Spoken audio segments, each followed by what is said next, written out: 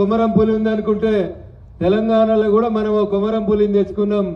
మల్కా కొమరయ్య గారు టీచర్స్ నుంచి ఎమ్మెల్సీగా పోటీ చేస్తున్నటువంటి మల్కా కొమరయ్య గారు గౌరవనీయులు పట్టభద్రులు కరీంనగర్, మెదక్, నిజామాబాద్, ఆదిలాబాద్ పట్టభద్రుల నియోజకవర్గం నుంచి గ్రాడ్యుయేట్స్ ఎమ్మెల్సీ అభ్యర్థిగా పోటీ చేస్తున్నటువంటి గౌరవనీయులు అంజిరెడ్డి గారు, వేదిక మీద ఉన్నటువంటి సోదరీమణులు, వేదిక ముందున్నటువంటి భారతీయ జనతా పార్టీ ఆత్మీయ కుటుంబ సభ్యులు, ప్రింట్ ఎలక్ట్రానిక్ మీడియా మిత్రులు, కరీంనగర్ పట్టణ పురవాసులు, కరీంనగర్, నిజామాబాద్, ఆదిలాబాద్, మెదక్ గ్రాడ్యుయేట్స్ మరియు టీచర్స్, ఓటర్ మహాశయులందరికీ కూడా పేరు పేరున శిరస్సు వంచి నమస్సుమాంజలు.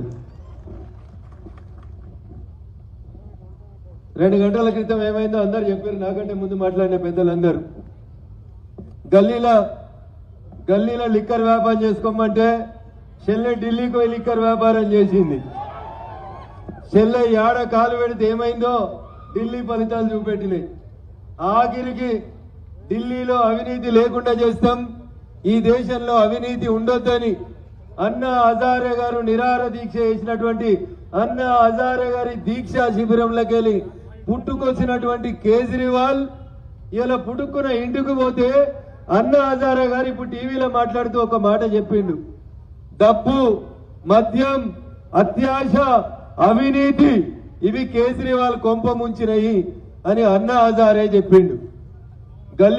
తెలంగాణ గల్లీలలో ఏ లిక్కర్ దందానైతే టిఆర్ఎస్ బిఆర్ఎస్ కి సిఆర్ఎస్ ఇచ్చి ఇంటికి పంపించిందో అదే లిక్కర్ దందా అదే చెల్లె చేయి పోయి ఢిల్లీలో కేజ్రీవాల్ నెత్తి మీద కూడా చేయబెట్టింది.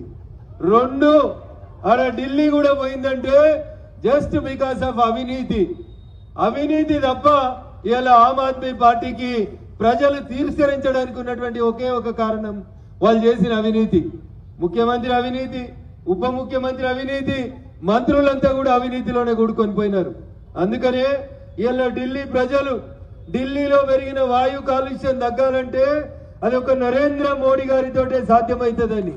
ఎట్లయితే ఢిల్లీలో 12 సంవత్సరాల కేజ్రీవాల్ పాలనకి చరమగీతం పాడినరో ఈడ కేసీఆర్ పాలనకి చరమగీతం పాడి వచ్చిన కాంగ్రెస్ మార్పు తెస్తాం అంటే ఏం మార్పు వచ్చిందో మా రిటైర్డ్ అయినటువంటి ప్రభుత్వ ఉద్యోగులు ఆలోచించాలి.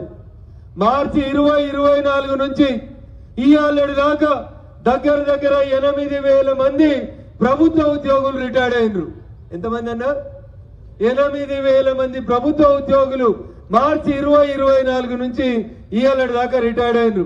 టీచర్ ఉండొచ్చు, లెక్చరర్ ఉండొచ్చు, ఇంకే రకమైనటువంటి ప్రభుత్వ ఉద్యోగైనా కొలువు చేసేటప్పుడు నెలకింత పైసలు దాచిపెట్టుకుంటే పిఎఫ్ రూపంలోనో గ్రాట్యుటీ రూపంలోనో రిటైర్డ్ అయినాక వస్తే బాగుపడతాం, కుటుంబాన్ని ఆదుకుంటామని దాచిపెట్టుకున్న 8,000 మంది సుమారు ఉద్యోగస్తుల దాచిపెట్టుకున్న పైసలు ఈయన ఇత్తలేడు. ఎవరు? రేవంత్ రెడ్డి మాటలు గట్టిగా చెప్తాడు, ఢిల్లీకి పోయి చేతులు విసుకుంటే చెప్పిండు నాకు రాహుల్కి సంబంధాలు మంచిగున్నాయని. మనం చెప్పినామా బాగలేవని? దొంగ అంటే భుజాలు నడుముకున్నట్టు ఉన్నది. కుడి సైదికి కూర్చున్నాడు ఎత్తుకపోతాడా, ఎడమ సైదికి కూర్చున్నాడు ఎత్తుకపోతాడా ఎరకలేని పరిస్థితులలో ఈ రాష్ట్ర ప్రభుత్వం ఉంది. 14 నెలలలో 8,000 మంది ప్రభుత్వ ఉద్యోగులు రిటైర్డ్ అయితే ఒక్కలకు కూడా పెన్షన్ లేదు, గ్రాట్యుటీ లేదు, వాళ్ళు దాచుకున్న పైసలు వాళ్ళకి ఇచ్చేటువంటి పరిస్థితి లేదు. పోయినోడు నిరుద్యోగుల పొట్టగొట్టి నిర్ణయం తీసుకున్నాడు. 58 ఏళ్లకు ఉన్నటువంటి రిటైర్మెంట్ వయసుని 61 ఏళ్లకు కేసీఆర్ అన్నట్టు ఆయన పెంచిండు. ఎందుకు పెంచిండు? ఇగో రిటైర్డ్ అయితే ఏడాదికి 10,000 మంది రిటైర్డ్ అవుతారు. ఈ రిటైర్డ్ అయిన వాళ్ళకి డబ్బులు ఇవ్వాలంటే రాష్ట్ర ప్రభుత్వం దగ్గర డబ్బులు లేవని 3 ఏళ్లు నూక్తే అవతల వచ్చిన కర్మ వాడి సాగు వాడు సత్తాడని వాడు 20,000 కోట్లు వదిలేసిపోయిండు. వీళ్ళు ఆలోచిస్తున్నారట కాంగ్రెస్ వాళ్ళు, మనం కూడా పనిచేద్దాం, ఈ 61ని 65 చేసినామనుకో ఇంకా 4 ఏళ్ల దాకా మనం ఎవరికి ఏమి ఇవ్వాల్సిన అవసరం ఉండదు, 20,000 కోట్లు మిగులుతాయని ఆలోచిస్తున్నారు.